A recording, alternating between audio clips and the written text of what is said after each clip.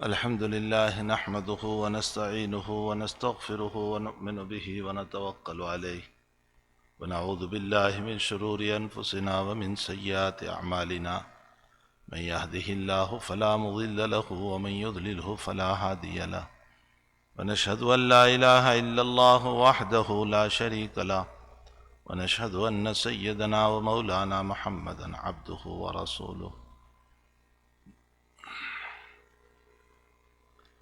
أما بعد أعوذ بالله من الشيطان الرجيم بسم الله الرحمن الرحيم إن عدة الشهور عند الله 12 شهرا في كتاب الله يوم خلق السماوات والأرض ذلك الدين القيم فلا تظلموا فيهن أنفسكم صدق الله العظيم. بزرگان محترم، معزز دوستو، بھائیو، عزیزو، خواتین، پردانشین، مائیں، بہنیں اور بیٹیاں، اس وقت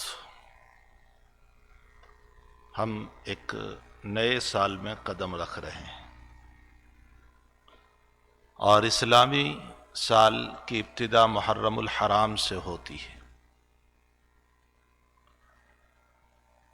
تو ہم نے 42 ختم کر کے 43 کے اندر ہم نے قدم رکھا، اسلامی اعتبار سے، ہجری کے اعتبار سے. میں دو چار باتیں اس مہینے سے متعلق جو ضروری ہے اس کو ذکر کر دوں. ہر مذہب کی اپنی ایک تاریخ ہوتی ہے. عیسوی جو چل رہی ہے، جس کو ہم انگریزی انگلش تاریخ کہتے ہیں، جو اس وقت 1921 میں ہے، یہ اس کا تعلق حضرت عیسیٰ علیہ السلام سے. عیسیٰ علیہ السلام کی پیدائش سے اس تاریخ کی ابتدا کی گئی. اس کا تعلق مذہب عیسائیت سے. ایک تاریخ چلتی ہے، تاریخ یہودیت. یہودیوں کی تاریخ یہ نہیں ہے، ان کی اپنی تاریخ ہے. ان کی تاریخ کا تعلق حضرت سلیمان علیہ السلام سے چلتا ہے.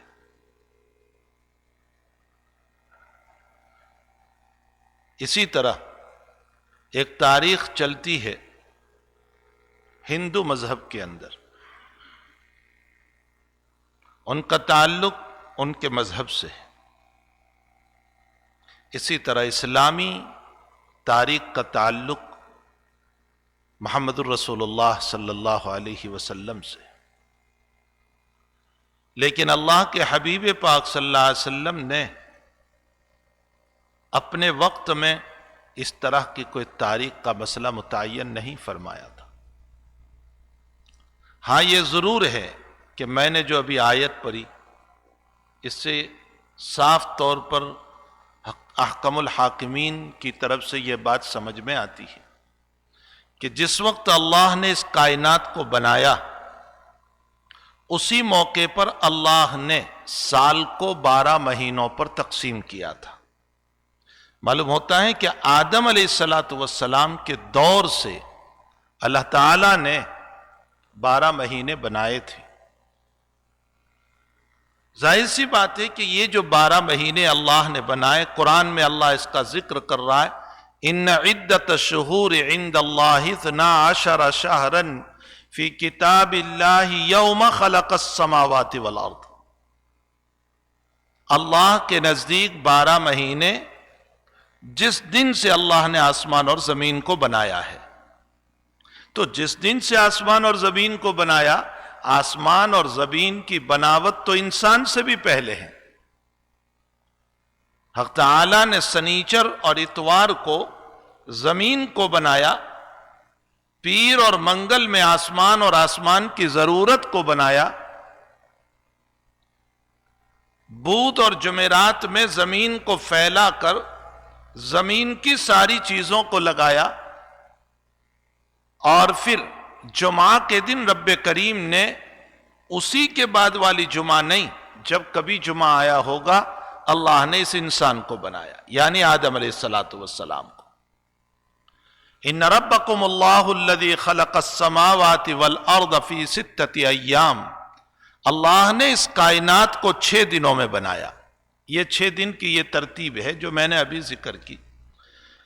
تو انسان کے بننے سے پہلے آسمان اور زمین کو جب اللہ نے بنایا ہے، اور اللہ دوسری طرف قرآن میں یہ کہہ رہا ہے کہ جب میں نے آسمان اور زمین کو بنایا تبھی سے سال کو 12 مہینوں پر تقسیم کیا، اس کا مطلب یہ نکلا کہ 12 مہینے پہلے سے متعین ہیں۔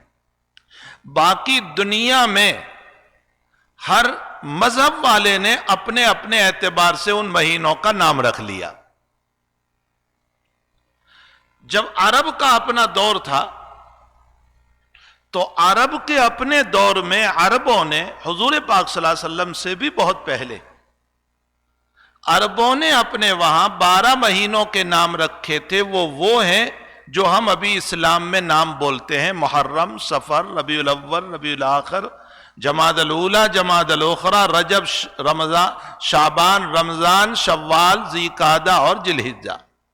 یہ 12 مہینے یہ عربوں کے اپنے نام رکھے ہوئے، ورنہ عیسائی مذہب والوں نے اپنے مذہب کے اعتبار سے ان 12 مہینوں کے نام رکھے: جنوری، فروری، مارچ، اپریل، مئی، جون، جولائی، اگست، ستمبر، اکتوبر، نومبر اور دسمبر۔ ہے تو 12 مہینے جب سے کائنات کو اللہ نے بنایا، لیکن ہر مذہب والے نے اپنے اعتبار سے اس کا نام رکھا۔ یہودیت نے اپنے اعتبار سے نام رکھا، عیسائیوں نے اپنے اعتبار سے نام رکھا، ہندو مذہب والوں نے اپنے اعتبار سے نام رکھا۔ ان کے وہاں بھی اس کے نام ہیں: کارتک، ماگسر، پوس ماہ، فاگن، چیتر، ویساکھ، ذیک، اتھار، سراون، بھادر، یہ ان کے وہاں نام ہے۔ اسلامی اعتبار سے عربوں نے جو نام رکھا تھا وہ محرم، صفر، ربیع الاول۔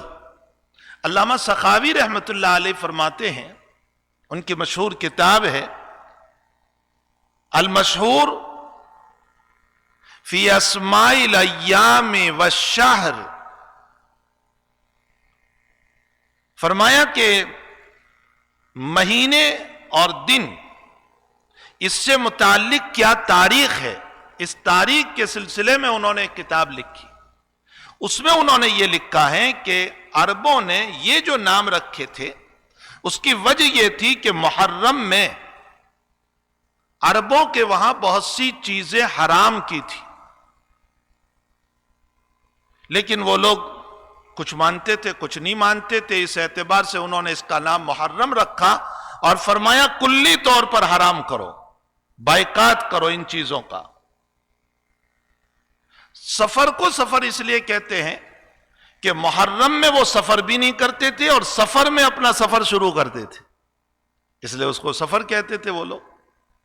ربیع الاول کو ربیع الاول وہ لوگ اس لیے کہتے تھے کہ ربیع کا معنی باغ و بہار، باغ، گاردن، اور یہ لوگ سفر سے سفر کے مہینے کے اخیر میں گھر آ جاتے تھے اور اپنے گھر پر آرام کرتے تھے، اس لیے اس مہینے کا نام ربیع الاول رکھا کہ اپنے گھر میں باغ و بہار۔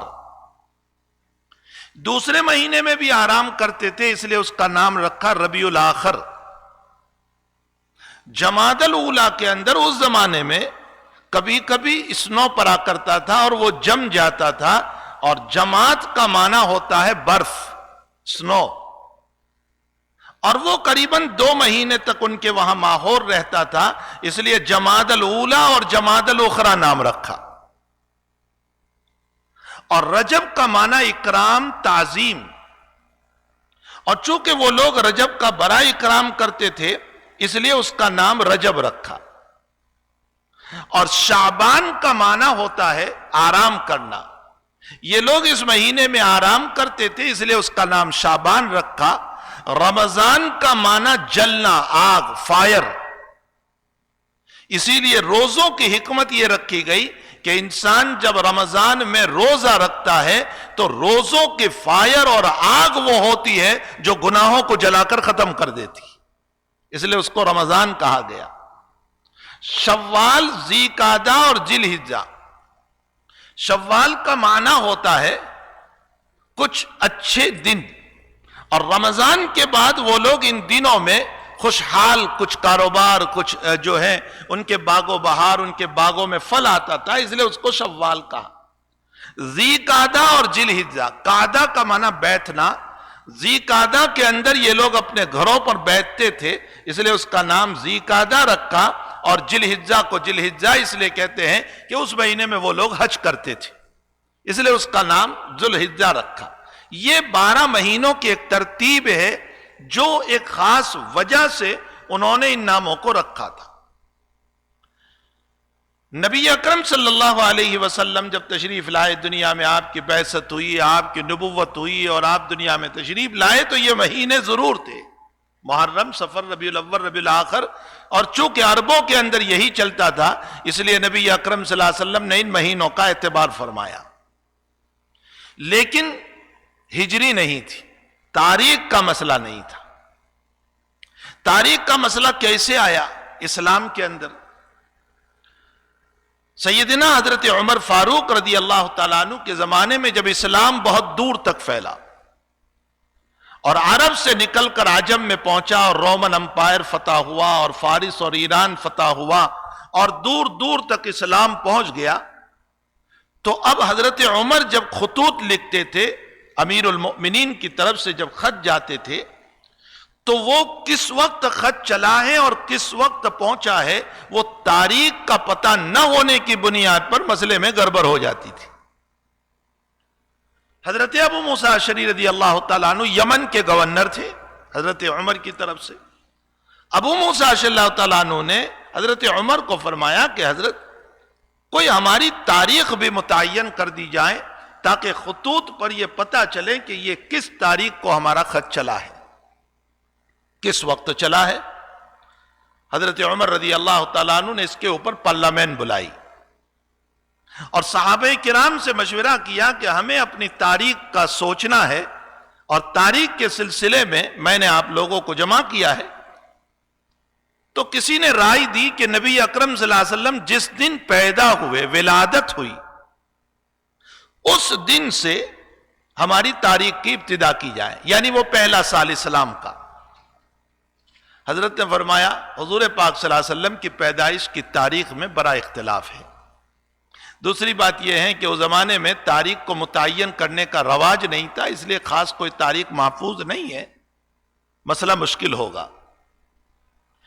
کسی نے کہا کہ نبی اکرم صلی اللہ علیہ وسلم کی جس دن وفات ہوئی اس دن سے ہم اپنا پہلا سال مانیں، یعنی اپنی تاریخ وفات، جیسے عیسوی ہے اسی طرح وفات۔ نبی اکرم صلی اللہ علیہ وسلم حضرت عمر رضی اللہ تعالیٰ عنہ نے فرمایا کہ اگر وفات سے ہم اپنی تاریخ کو جوڑیں گے تو مسلمان کے ذہن میں ہر وقت وفات رسول کا تذکرہ آتا رہے گا، یہ اس کے لیے برداشت نہیں ہو سکتا ہے کہ حضور پاک صلی اللہ علیہ وسلم کے وفات کا تذکرہ کون برداشت کرے، آقا صلی اللہ علیہ وسلم کے وفات کا ذکر کون برداشت کرے گا، اس لیے وفات سے ہماری تاریخ کی ابتدا نہیں ہونی چاہیے۔ لوگوں نے اور بھی رائے دی صحابہ کرام نے، لیکن امیر المؤمنین حضرت عمر سب کو کسی نہ کسی پوائنٹ اور علت کی بنیاد پر رد کرتے رہے۔ اخیر میں بات آئی کہ ہجرت سے ابتدا کی جائے، کہ جس سال نبی اکرم صلی اللہ علیہ وسلم نے ہجرت فرمائی وہ ہمارا اسلام کا پہلا سال مانا جائے اور ہجرت سے ابتدا کی جائے۔ حضرت عمر نے فرمایا کہ یہ رائے میری سمجھ میں آ رہی ہے، اس لیے کہ ہجرت اسلام کی فتح اور اسلام کی سربلندی اور اسلام کی کامیابی کا ذریعہ بنا ہے۔ ہجرت ہی کے بعد تو اسلام خوب پنپا، خوب اٹھا، مدینہ شریف آنے کے بعد، اور دور دور تک اسلام پھیلا، اور نبی اکرم صلی اللہ علیہ وسلم نے رومن کے بادشاہ کو بھی خط لکھا اور ایران کے بادشاہ کو بھی دعوت دی، اور مختلف ملک کے بادشاہوں کو نبی اکرم صلی اللہ علیہ وسلم نے سن ہجری 7 میں دعوت نامے لکھے ایمان کے سلسلے میں، اور ہرقل کو خط لکھا، اور اتنا بڑا رومن امپائر کا بادشاہ، اور اس کو حضرت نے خط میں دعوت دی کہ من محمد رسول اللہ الى ہرقل عظیم الروم سلام علی من اتبع الہدی اسلم تسلم یؤتک اللہ اجرک مرتین۔ اور آگے فرمایا کہ اگر تو ایمان نہیں لایا تو ساری قوم کا گناہ تیرے سر پر ہوگا۔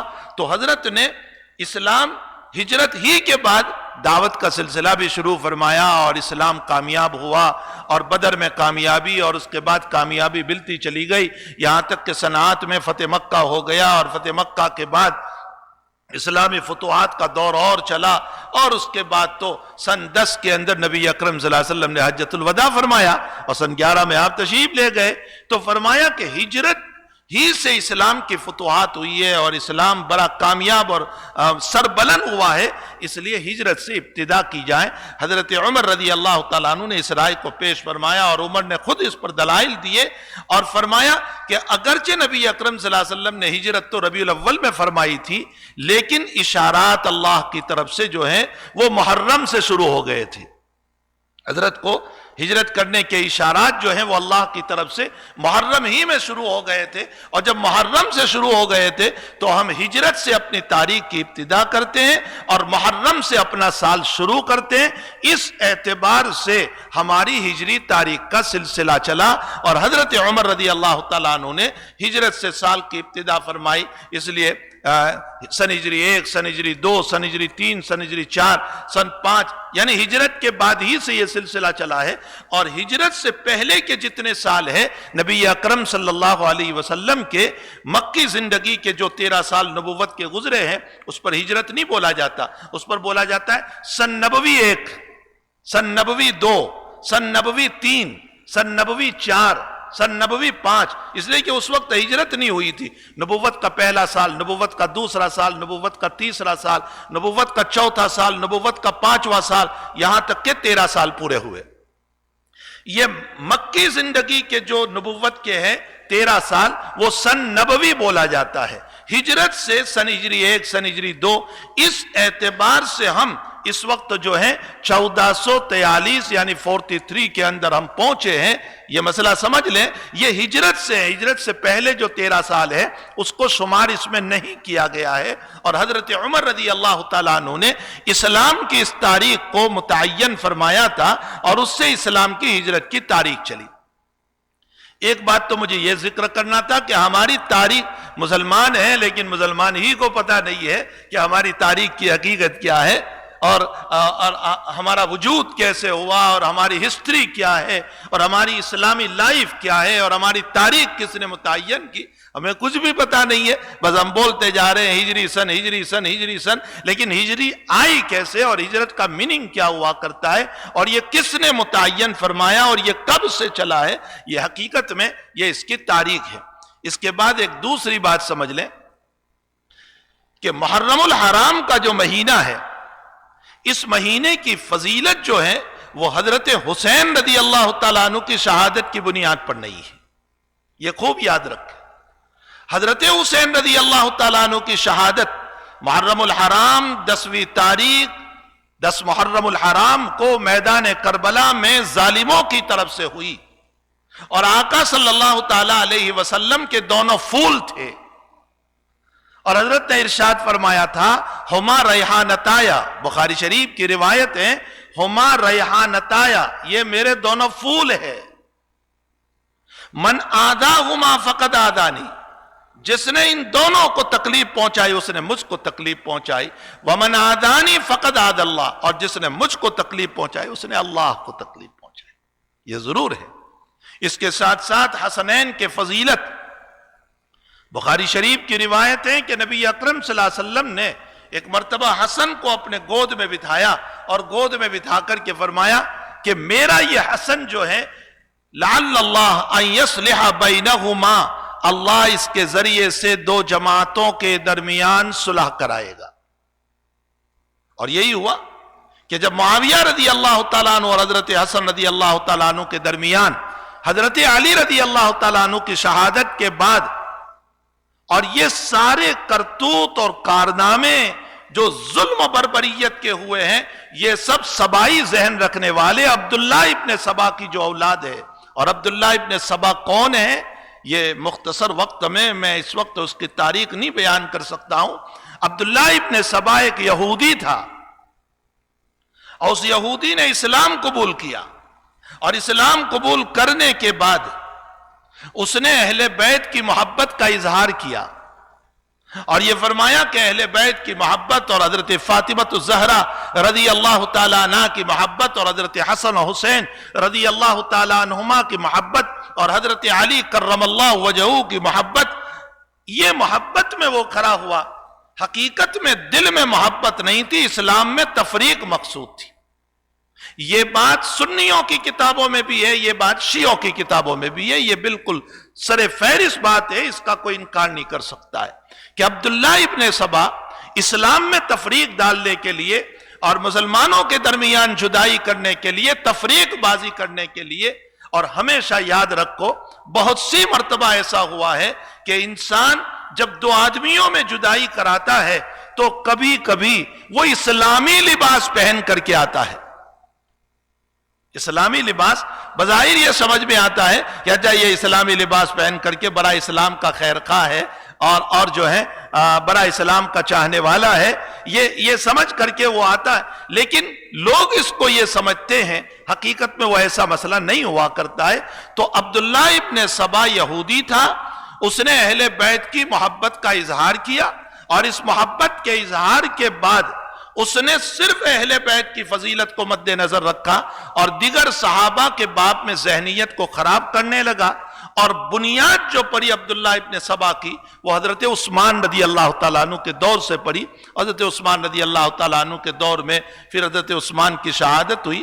میں انشاءاللہ کبھی اللہ نے موقع دیا تو میں سیرت صدیق پر بھی گفتگو کروں گا، اس کی ضرورت ہے کہ مسلمان ہو کر کے مسلمان کو سیرت صدیق کا پتہ نہیں، سیرت عمر کا پتہ نہیں، سیرت عثمان کا پتہ نہیں، اور گوگل کی باتوں کو سن سن کر کے کبھی صحابہ سے بدزن ہو رہا ہے، کبھی اکابر سے بدزن ہو رہا ہے، کبھی ائمہ سے بدزن ہو رہا ہے، کبھی نبی سے بدزن ہو رہا ہے، کبھی قرآن سے بدزن ہو رہا ہے۔ ہمیں اپنے اکابر، اپنے بزرگوں کی سوانے کو پڑھنے کی ضرورت ہے۔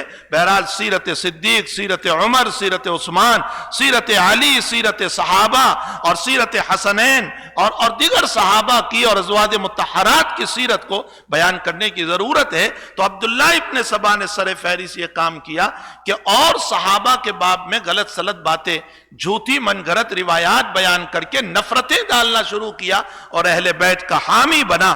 اس کے بعد چل کر کے آگے جو مسائل ہوئے، اور حضرت علی رضی اللہ تعالیٰ عنہ کو جو کوفہ کے اندر شہید کیا گیا کرم اللہ وجہہ، اللہ تعالیٰ آپ کے چہرے کو بہت مکرم بنائے اور اللہ تعالیٰ آپ کے قبر کو جو ہے ہزاروں پھولوں سے اور ہزار رحمتوں سے بھر دے۔ اور اس کے بعد جو ہے حضرت حسن رضی اللہ تعالیٰ عنہ کو زہر دے کر مارا گیا، اور اس کے بعد حضرت حسین رضی اللہ تعالیٰ عنہ کا مسئلہ یزید کی طرف سے جو پیش آیا اور کربلا کے اندر، جبکہ یہ حسنین وہ ہیں جن کے باب میں نبی اکرم صلی اللہ علیہ وسلم نے حسن کو اٹھا کر کے یوں فرمایا تھا کہ میرا حسن جو ہے اس کے ذریعے سے اللہ صلح کرائے گا دو قوم کے درمیان، اور وہ صلح معاویہ اور حسن کے درمیان ہوئی۔ اگرچہ پیشکش معاویہ نے کی صلح کی، لیکن حقیقت یہ ہے کہ تعریف حسن کی ہوگی، اس لیے کہ حکومت کو چھوڑنے والے کی تعریف ہوتی ہے، حکومت پر قبضہ کرنے والے کی تعریف نہیں ہوتی۔ معاویہ نے پیشکش کی تھی حکومت باقی رکھنے کے لیے رضی اللہ تعالی عنہ، اور حسن نے حکومت کو چھوڑ دیا تھا، اس لیے نبی اکرم صلی اللہ علیہ وسلم نے حسن رضی اللہ تعالیٰ عنہ کی تعریف فرمائی اور فرمایا میرے حسن کے ذریعے سے صلح ہوگی۔ مسجد نبوی سے نکل رہے ہیں اور نبی اکرم صلی اللہ علیہ وسلم حسن کو اپنے کندھے پر اٹھائے ہوئے ہیں، حضرت علی بھی ساتھ ہیں، اور صدیق اکبر رضی اللہ تعالیٰ عنہ نے فرمایا واہ حسن واہ، سواری کتنی اچھی ہے تیری، یعنی نبی اکرم صلی اللہ علیہ وسلم تیری سواری ہے اور تو اوپر بیٹھا ہوا ہے، سواری کتنی اچھی ہے۔ تو اللہ کے نبی نے مسکرا کر فرمایا سوار بھی تو اتنا ہی اچھا ہے، حسن بھی تو اتنا ہی اچھا ہے۔ اور حضرت حسن و حسین دونوں کو اپنے گود میں بٹھا کر کے فرماتے تھے، کبھی سونگتے تھے شمعہما، دونوں کو سونگتے تھے نبی اکرم صلی اللہ علیہ وسلم، اپنے سینے سے لگاتے تھے۔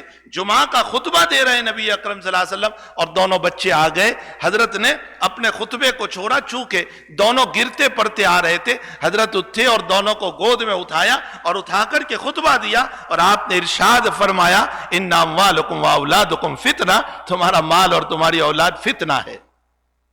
یعنی انہی کی بنیاد پر مجھے اترنا پڑا اپنے خطبے کو چھوڑ کر.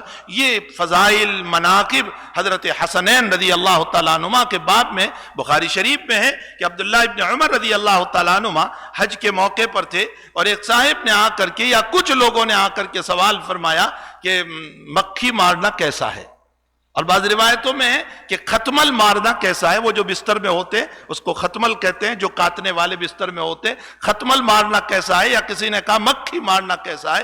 تو حضرت ابن عمر نے پوچھا من این انتم، تم کہاں سے ہو؟ انہوں نے کہا من کوفہ، ہم کوفہ سے ہیں. تو بخاری شریف میں ہے ابن عمر نے فرمایا جب نبی کے نواسے کو مارا تھا تب مسئلہ نہیں پوچھا، اور آج مکھیوں کے مسئلے پوچھ رہے ہو.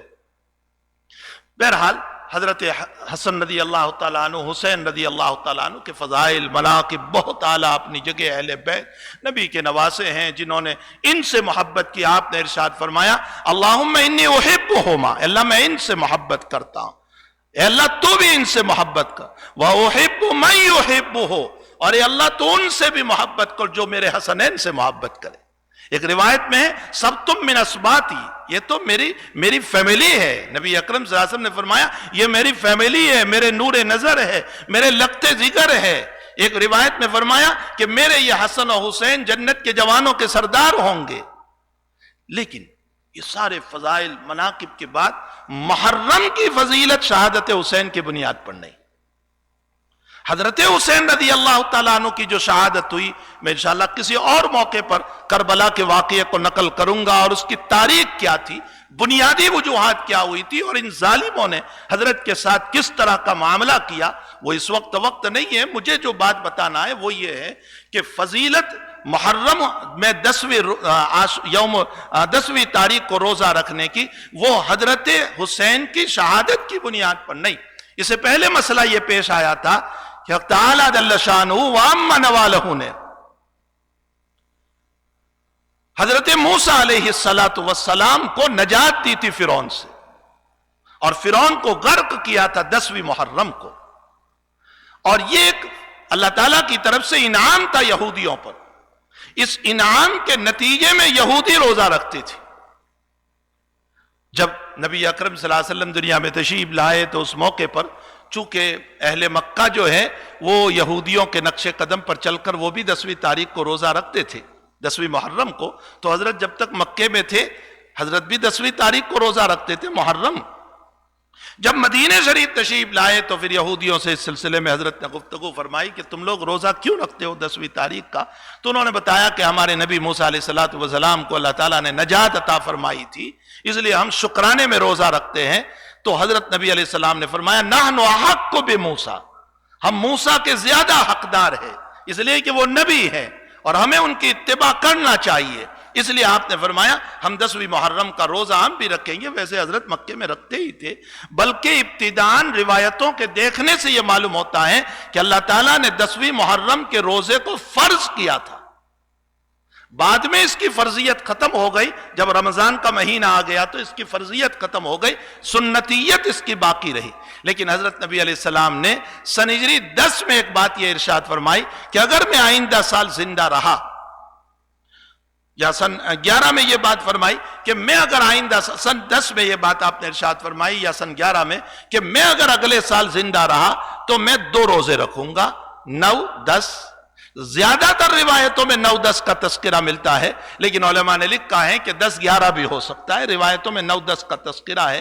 یہ آپ نے اس لیے ارشاد فرمایا کہ ہمیں 10ویں محرم کا روزہ ضرور رکھنا ہے، سنت کے طور پر. ضرور کا معنی واجب نہیں، سنت کے طور پر. لیکن ایک روزہ اور رکھ لیں، زائد رکھ لیں. تو اب علماء نے لکھا کہ افضل تو یہ ہے کہ 2 روزے رکھیں، 9 اور 10 یا 10 اور 11.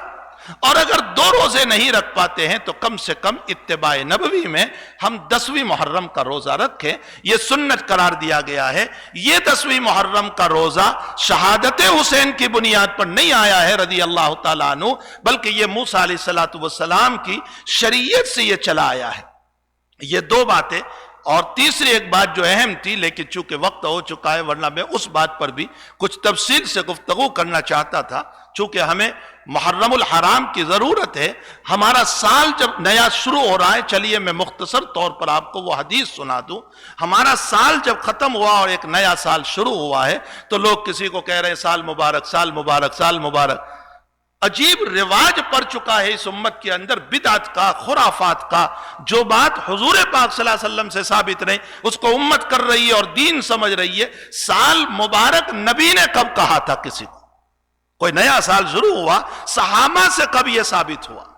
یہ جمعہ مبارک، ہر جمعہ کو لوگ میسج بھیجتے ہیں جمعہ مبارک جمعہ مبارک، یہ کس حدیث سے ثابت ہے؟ کس روایت میں رسول اللہ صلی اللہ علیہ وسلم نے فرمایا جمعہ مبارک؟ بھائی مسلمان وہ ہوتا ہے یا ایھا الذین آمنوا ادخلوا فی السلم کافہ، ایمان میں پورے پورے داخل ہو جاؤ. ایک قدم یہودیوں کے ساتھ، عیسائیوں کے ساتھ، کہ وہ جیسے دنیاوی منمانی کر رہے ہیں ہم بھی منمانی کریں گے تو ایک قدم ادھر ہوگا، ایک قدم اسلام میں ہوگا. اس کو اسلام نہیں کہتے. سال پورا ہو رہا ہے، کیک کاٹ رہے ہیں، اور اس کیک کے کاٹنے کے اندر محرم اور غیر محرم، اجنبی اور غیر اجنبی سب ملتے جا رہے ہیں اور اس کے اندر کوئی پرواہ نہیں ہو رہی ہے. بہرحال یہ بات یاد رکھیں کہ سال مبارک کا کوئی مسئلہ نہیں ہے. حال البتہ نبی اکرم صلی اللہ علیہ وسلم نے ایک بات ضرور ارشاد فرمائی، من استوى یوماہ فہو مغبون. بس یہ حدیث پلے باندھ لو، تشریح میں کبھی کروں گا. من استوى یوماہ فہو مغبون، وہ انسان جس کا کل کا دن اور آج کا دن دونوں عبادت کے اعتبار سے برابر ہے اور کوئی ترقی آج نہیں کی، فرمایا وہ دھوکے میں ہے، گبن میں ہے، پریشانیوں میں ہے، قیامت میں روئے گا. جب 2 دن کے بعد میں آپ صلی اللہ علیہ وسلم یہ فرماتے ہیں کہ کل گزشتہ کا دن اور آج کا دن دونوں برابر ہے اور عبادت میں آج کوئی ترقی نہیں کی ہے تو ہم دھوکے میں ہیں. تو جس کا گزشتہ پورا سال اور یہ نیا سال، اگر دونوں میں ہم نے دین کے اعتبار سے کوئی ترقی نہیں کی، پہلے بھی نماز نہیں پڑھتے تھے اب بھی نماز نہیں پڑھیں گے، پہلے بھی روزے نہیں رکھتے تھے اب بھی نہیں رکھیں گے، پہلے بھی ڈرگس میں مبتلا تھے اب بھی کرتے رہیں گے، پہلے بھی بد اخلاقی تھی اب بھی بد اخلاقی، تو جس کے 2 دن میں ترقی نہ ہوئی وہ دھوکے میں ہے. تو جس کے دوسرے سال میں، نئے سال میں اگر ترقی نہ ہوئی تو یاد رکھو وہ تو بہت بڑا دھوکے میں ہے. انشاءاللہ پھر کسی اور موقع پر اس کی وضاحت کروں گا. من استوى قدماہ فہو مغبون. اللہ ہمارے اس نئے سال کو گزشتہ سال سے زیادہ عبادت والا بنائیں، دین والا بنائیں، تقوی والا بنائیں، پرہیزگاری والا بنائیں، رجوع اللہ والا بنائیں، رونے والا بنائیں اور اللہ سے قریب ہوتے جا رہے ہیں تو قبروں کی فکر نصیب فرمائیں، آخرت کی فکر نصیب فرمائیں. وصلی اللہ علی النبی الکریم برحمتک یا ارحم الراحمین. الحمد لله مقدر الشهور والأعوام ومجدد الدهور والأيام، الذي افتتح العام بالشهر الحرام، خلق السماوات والأرض وما بينهما في 6 أيام، ثم استوى على العرش متفردا بالبقاء والدوام.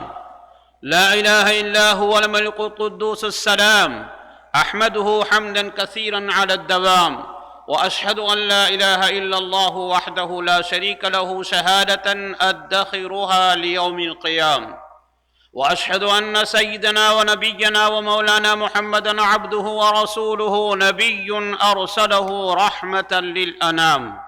معاشر الحاضرين، اعلموا أنه قد استقبلكم عام جديد وشهر محرم حميد، أول شهور السنة بالتحريم وأحقها بالتفضيل والتعظيم، وأتت بفضله الأخبار.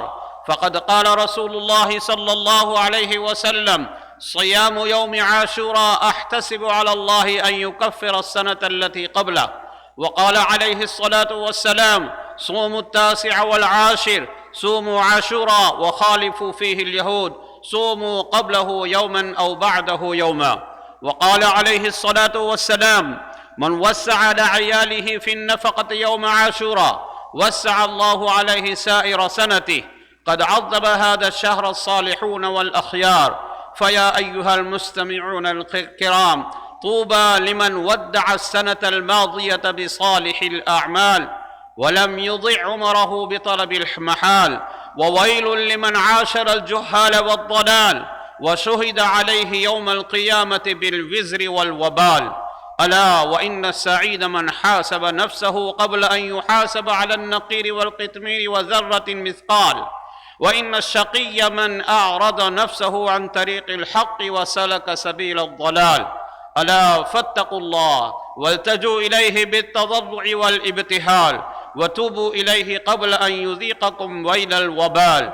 قال النبي صلى الله عليه وسلم: عجلوا بالتوبة قبل الموت، وعجلوا بالصدقة قبل تحويل المال، وعجلوا بتزويج البنات قبل الفضيحة، وعجلوا بدفن الميت قبل الحدث، وعجلوا بالصلاة قبل الفوت، وعجلوا باستعداد الموت قبل نزول ملك الموت، وعجلوا بالأعمال الصالحة قبل فناء العمر، وعجلوا بإرضاء الخصوم قبل الندامة. وقولوا بأجمعكم يا الله يا متعال وفقنا لصالح الأعمال برحمتك يا أرحم الراحمين. والحمد لله رب العالمين. أعوذ بالله من الشيطان الرجيم. في بيوت أذن الله أن ترفع ويذكر فيها اسمه يسبح له فيها بالغدو والآصال.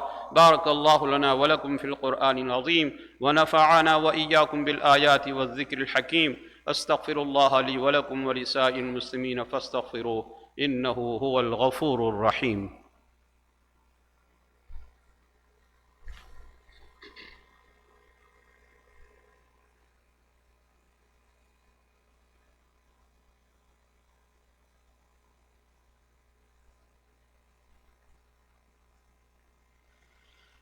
الحمد لله نحمده ونستعينه ونستغفره ونؤمن به ونتوكل عليه، ونعوذ بالله من شرور أنفسنا ومن سيئات أعمالنا. من يهده الله فلا مضل له ومن يضلله فلا هادي له، ونشهد أن لا إله إلا الله وحده لا شريك له، ونشهد أن سيدنا ونبينا ومولانا محمدا عبده ورسوله صلى الله تعالى عليه وعلى آله وأصحابه وبارك وسلم تسليما كثيرا كثيرا.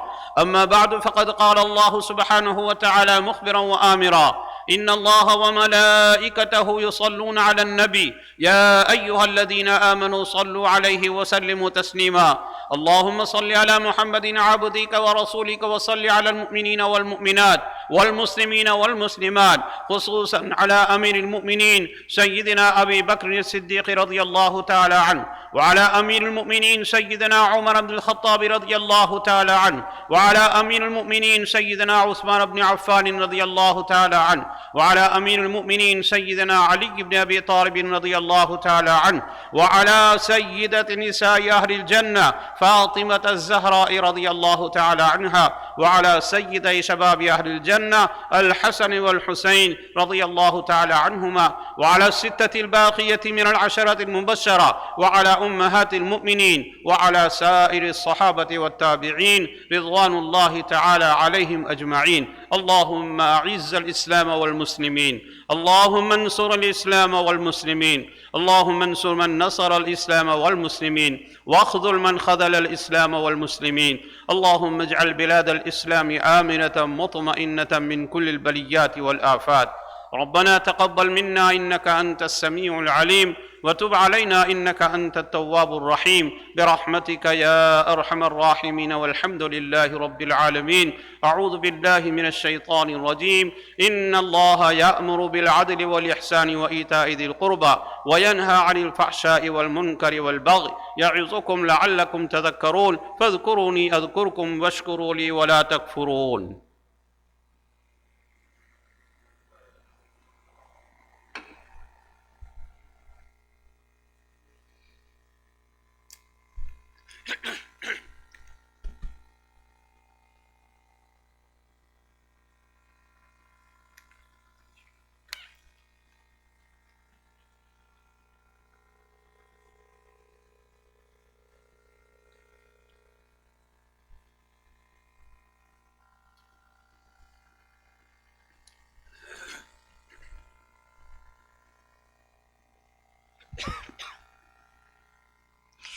الله أكبر الله أكبر الله أكبر الله أكبر.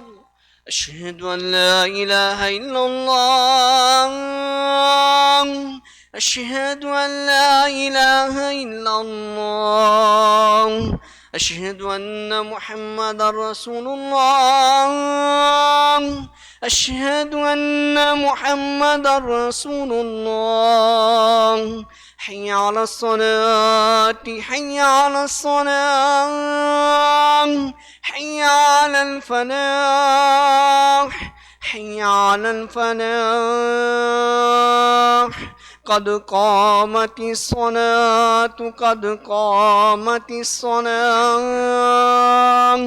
الله أكبر الله أكبر لا إله إلا الله الله أكبر.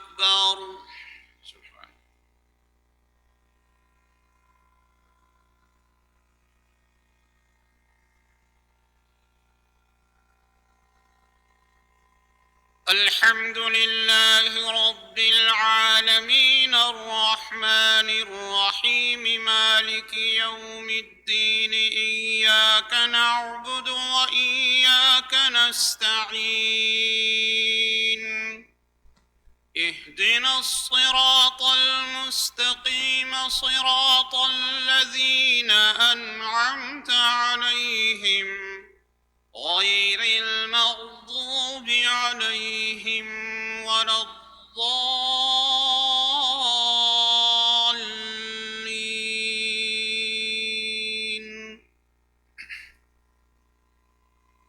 إذا السماء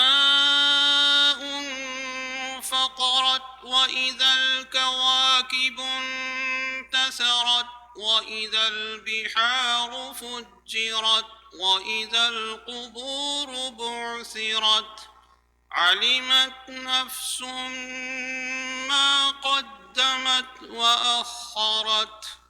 يا أيها الإنسان ما غرك بربك الكريم الذي خلقك فسواك فعدلك في أي صورة ما شاء ركبك. كلا بل لا تكرمون اليتيم ولا تحاضون على طعام المسكين.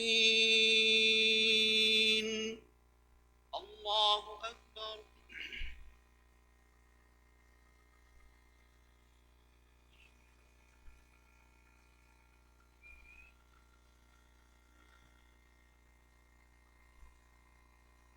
سمع الله لمن حمده. الله أكبر.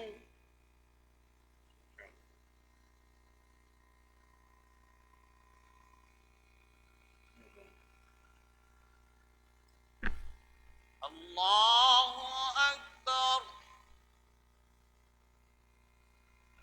الله أكبر.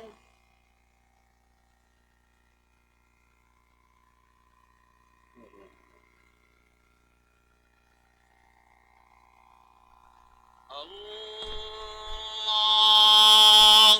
أكبر. الحمد لله رب العالمين الرحمن الرحيم مالك يوم الدين إياك نعبد وإياك نستعين اهدنا الصراط المستقيم صراط الذين أنعمت عليهم غير المغضوب عليهم ولا الضالين.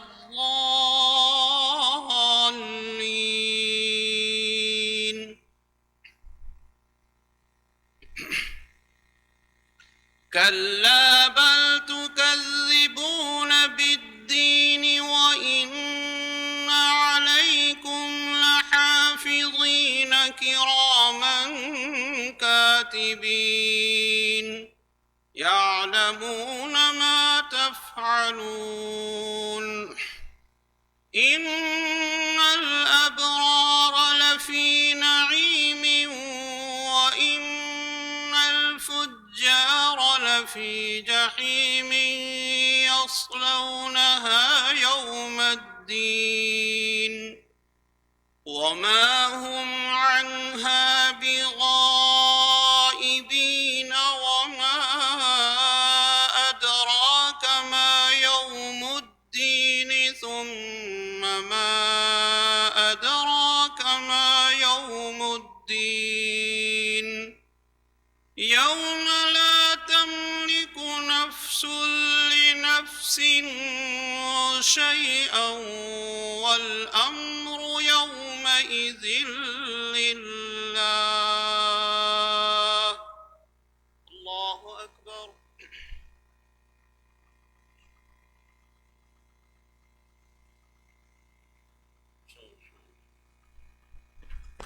سمع الله لمن حمده. الله أكبر.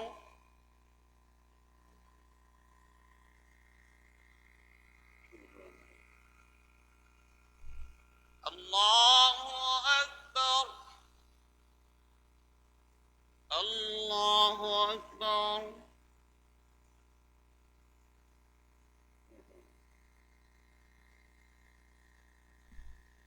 الله أكبر.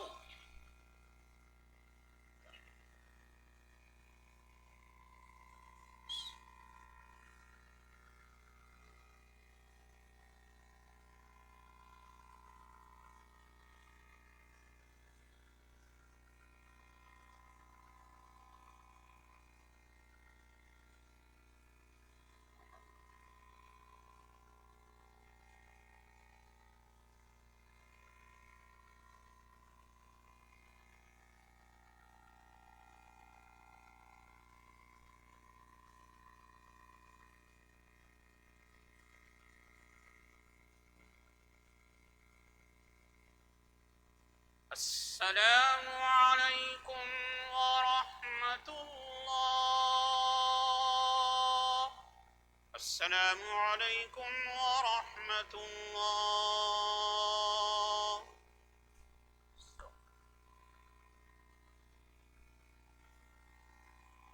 بسم الله الرحمن الرحيم. الحمد لله رب العالمين والعاقبة للمتقين والصلاة والسلام على رسوله سيدنا محمد وآله وأصحابه أجمعين. ربنا آتنا في الدنيا حسنة وفي الآخرة حسنة وقنا عذاب النار. ربنا فاغفر لنا ذنوبنا وكفر عنا سيئاتنا وتوفنا مع الأبرار. ربنا اغفر لنا ولإخواننا الذين سبقونا بالإيمان ولا تجعل في قلوبنا غلا للذين آمنوا ربنا إنك رؤوف رحيم.